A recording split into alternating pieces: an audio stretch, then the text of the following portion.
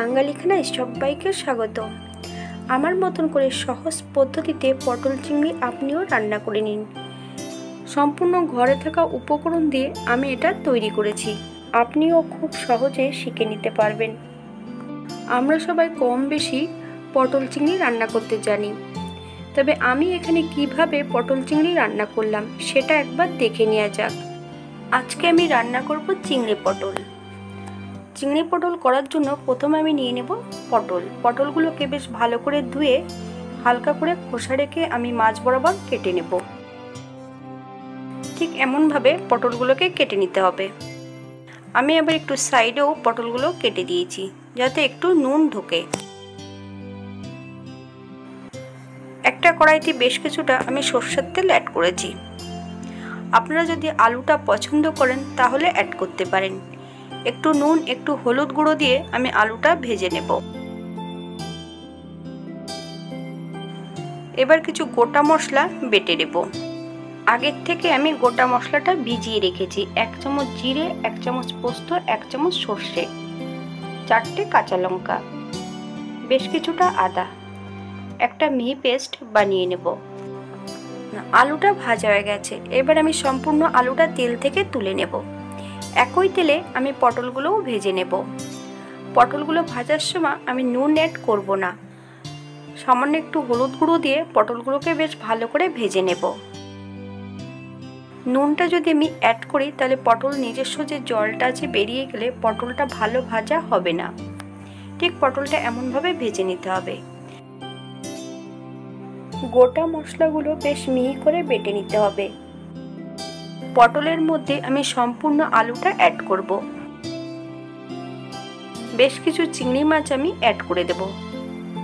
1 চামচ হলুদ গুঁড়ো, 1 চামচ নুন। আপনারা স্বাদ অনুসারে নুনটা অ্যাড করবেন। আলু পটলের সঙ্গে বেশ ভালো করে চিংড়ি মাছটা ভেজে নেব। 3 থেকে 4 মিনিটের মতন ভেজে নেব।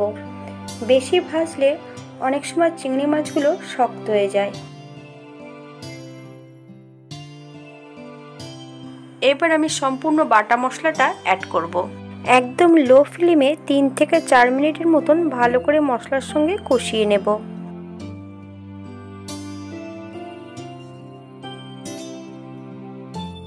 তারপরে হাই ফ্লেমে আমি 5 থেকে 7 মিনিটের মতন আবারও মশলার সঙ্গে কষিয়ে নেব। যখনই কোনো মশলাতে সর্ষে অ্যাড বা টক দই অ্যাড থাকবে তখনই মশলাটা কষাতে হবে একদম লো ফ্লেমে। তারপরে হাই ফ্লেমে মশলাটা কষিয়ে নিতে হবে। আমি মশলা ধোয়া বাটি থেকে সামান্য একটু জল অ্যাড করেছি। এবার আমি হাই ফ্লেমে 3 থেকে 4 মিনিটের মতন ভালো করে মশলার সঙ্গে কষিয়ে নেব।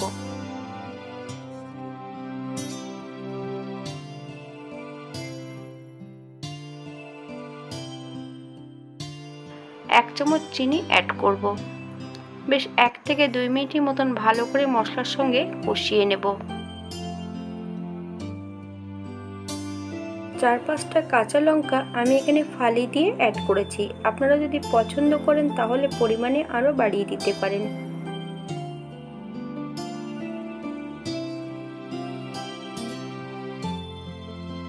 এবার আমি 1 কাপ ঈষদুষ্ণ গরম জল অ্যাড করব।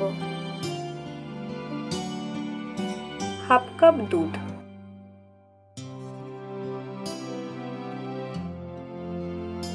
আপনারা এখানে লিকুইড দুধও অ্যাড করতে পারেন বা নারকেলের দুধও অ্যাড করতে পারেন।